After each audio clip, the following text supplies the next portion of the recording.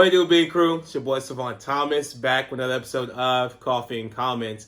And today we are recapping and reacting to season 2 of The Last Kingdom. And this show's starting to pick up now. Like first season, every single show I've ever watched. Like if we watch the first season and it's just like, where's this going? But season 2, it starts getting into some real stuff. And so I'm liking this show. I am really liking this show. So if you guys don't know, where season 2 picks up is after the Battle of Ethandam. So Uhtred basically wins the battle for Alfred, and then it takes over from him basically he's free, right? He's a free man, and so there's a lot that happens in this season. You see Uhtred, kind of have to deal with his ego getting stripped. Right, because as I already explained it, but just in case I cut this, Uhtred goes from free man to commander of a king's army, King Uhtred's army. But then Uhtred sells him into slavery because he needs more men in his army, and they choose to look towards Bebbanburg for those men, which he turns on Uhtred because they didn't give him the head of Uhtred. They sold him into slavery. Uhtred's in slavery for at least two seasons, so anywhere from 3 to 6 months. He's rowing boats and being a slave, and he gets broken down, doesn't have food, almost dies. His best friend dies, Helig, one of his best friends, I guess, one of his best men, I should say, had his back the entire time, dies, gets saved by his brother Ragnar, Earl Ragnar, which Ragnar's a real one, Hill's a real one, Beocca's the real one. Like, if you need people in your life, bro, get you a Hild, get you a Earl Ragnar, and get you a Beocca. Those three will hold you down. And Gisela. So far, Gisela hasn't sold him out. But those three, really three, 4 if you count his wife, Gisela, who is Uhtred's Uhtred's sister. If you count those 4 are real as it gets, solid. Everybody else kind of either like talks crap about Uhtred or sells him out, but Beocca's always there for him. Hild freaking saves him she's the one that goes and gets him out of slavery. And, oh my God, she's a real one. Chased this man down, held him down, right? Like get you a woman. She's a nun, so it's not like she's gonna do anything. At least I don't think so. But the fact that he just chased this man down, got Alfred to send Ragnar.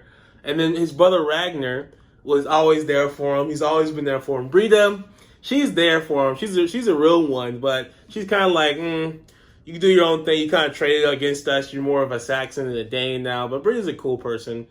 She has his back for sure. But Ragnar, you have Hild, and Beocca. And then Gisela, his wife now, is the real one too. But that's just really like the first 4 episodes. The first 4 episodes, he goes from freeman to slave to back into the good graces of Alfred and the army and saved by Alfred, and then he has to sell himself. He kills the freaking man of God, a priest that really is more of a zealot, if you can say that. But this season is just, there was so much packed into it. It was kind of weird how the first 3 or 4 episodes you have it's like 2 different. It felt like 2 different seasons almost. Like, it's only 1 season, but season 2 felt like 2 different seasons because of what happens. Because the first one focuses on killing Kjartan and One-Eyed Sven because they killed, Senior Ragnar, the dad. And that was like the first 4 episodes was building up to that and them sieging Dunholm. And then young Ragnar takes over Dunholm when they kill Kjartan. Which, by the way that Sven died was so freaking dumb. Like, I get it. He wasn't really the manliest man. He kind of just did what his father told him, and it was just like, I don't know. But I get that Tira had like a redemptive arc of like killing, and she becomes like, whatever. But the dude had 2 swords. He had like a short sword. He had a short sword and then a long sword, and he's fighting dogs. Like, are you kidding me? It was 4 dogs. Like, I'm a big dude, so, I'll take some dogs.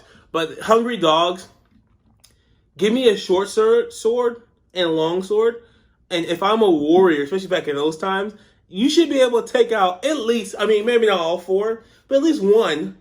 You know, like, he didn't reach for his sword at all. He just immediately fell back. Which, again, this is a TV show, so they wanted to kill him off, and they wanted to kind of make it, like, vengeful for Tira. But, like, this dude should at least kill, you know, those dudes take on, like, 4 or 5 guys and be killing all these dudes. But then 4 dogs, he just dies. So, anyway, the way Sven died was kind of stupid in my opinion. But then he kills, young Ragnar kills Kartan. And that's really the last you see of Ragnar and Brida the entire season. And then from there, it transitions to Siegfried and Eric. And then, you know, that kind of arc, which Siegfried and Eric, they're trying to build this army in the north to fight Wessex. But then a lot of stuff goes down. But at the end, Ethelfled and Eric fall in love.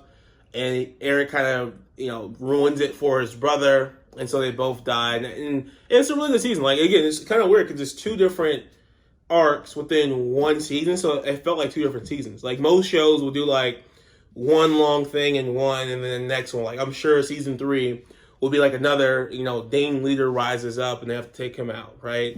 I hope they don't trade on my boy Uhtred again. Like, he's proven himself. It's kind of funny, like, this entire season, Alfred was like, "Can I trust you, Uhtred? I can't trust you."